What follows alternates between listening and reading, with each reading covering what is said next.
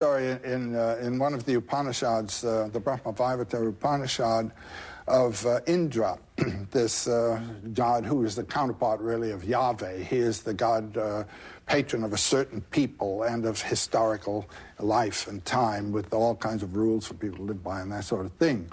And there was a time when a great monster named Vritra had closed all the waters of the earth.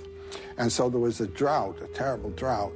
And the world was in very bad condition. Well, it took this god, Indra, quite a while to realize that he had a box of thunderbolts there, and all he had to do was drop a thunderbolt in Vritra, and that would blow him up.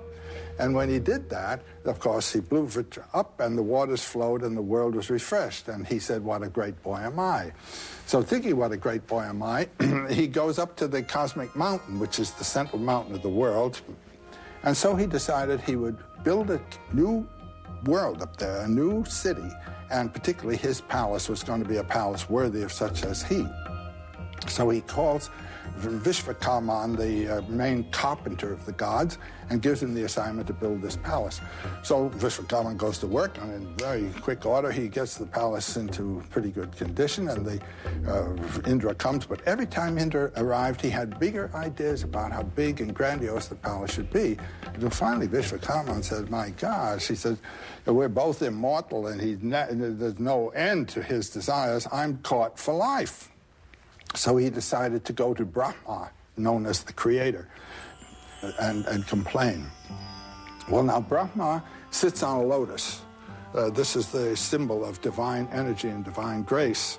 And the lotus grows from the navel of Vishnu, who is the sleeping god whose dream is the universe. So here's Brahma on his lotus, and Vishvakarman comes to the edge of the great lotus pond of the universe, and down he tells his story. Brahma says, you go home. He says, I'll fix this up.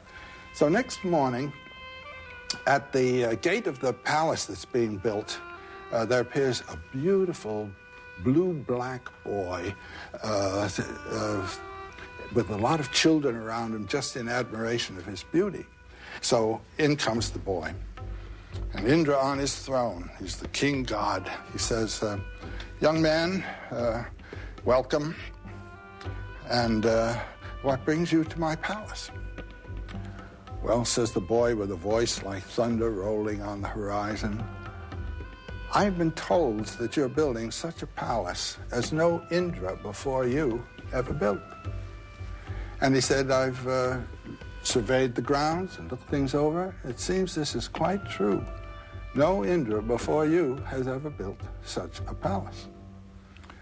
Well, Indra says, Indra's before me, young man. What are you talking about? The boy says, Indra's before you? He says, I have seen them come and go, come and go. He said, just think. Vishnu sleeps in the cosmic ocean. The lotus of a universe grows from his navel. On there sits Brahma, the creator. Brahma opens his eyes. A world comes into being. Governed by an Indra, closes his eyes. The world goes out of being. Opens his eyes. A world comes into being. Closes his eyes. And the life of a Brahma is 432,000 years, and he dies. The lotus goes back. Another lotus, another Brahma. And then think of the galaxies beyond galaxies in infinite space, each a lotus, with the Brahma sitting on it, opening his eyes, closing his eyes with Indras. There may be wise men in your court who would volunteer to count the drops of water in the oceans of the world or the grains of sand on the beaches, but no one would count those Brahmas, let alone those Indras. And while he's talking, there comes in parade across the floor of the palace an army of ants in perfect range. And the boy laughs when he sees them. And Indra's hair goes up, and he says to the boy, why do you laugh? And the boy says, don't ask unless you are willing to be hurt. And Indra says, I ask, teach. The boy says, former Indras all. Through many lifetimes, they rise from the lowest conditions spiritually to highest illumination. And then they drop their thunderbolt in Vritra, and they think, what a good boy am I, and down they go again. And then Indra sits there on the throne, and he's completely disillusioned, completely shot, and he thinks, oh, let's quit the building of this palace. He calls Vishwakarma and says, you're dismissed, you don't have to. So Vishwakarma got his intention. He's dismissed from the job, and there's no more house building going on. And Indra decides, I'm going out and be a yogi and just meditate on the lotus feet of Vishnu. But he has a beautiful queen named Indrani.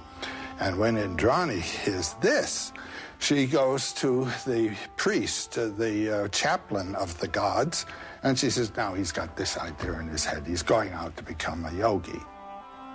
Well, says the Brahmin, come in with me, darling, and we'll sit down and I'll fix this up. So he talks to Indra. They come in, they sit down before the king's throne, and he tells him, now, I wrote a book for you some years ago on the art of politics. You are in the position of the king. You are the position of the king of gods. You are manifestation of the mystery of Brahman in the field of time. This is a high privilege. Appreciate it, honor it, and deal with life as though you were what you really are. And with this set of instructions, Indra gives up his idea of going out becoming a yogi and finds that in life he can represent the eternal in the way of a symbol, you might say, of the Brahman and the ultimate truth. So each of us is, in a way, the Indra of his own life. And you can make a choice either to go out and in the forest and meditate and throw it all off, or stay in the world and in the life either of your job, which is the kingly job of the politics and achievement, and as well in the love life with your wife and family, you are realizing the truth. Now, this is a very nice myth, it seems to me.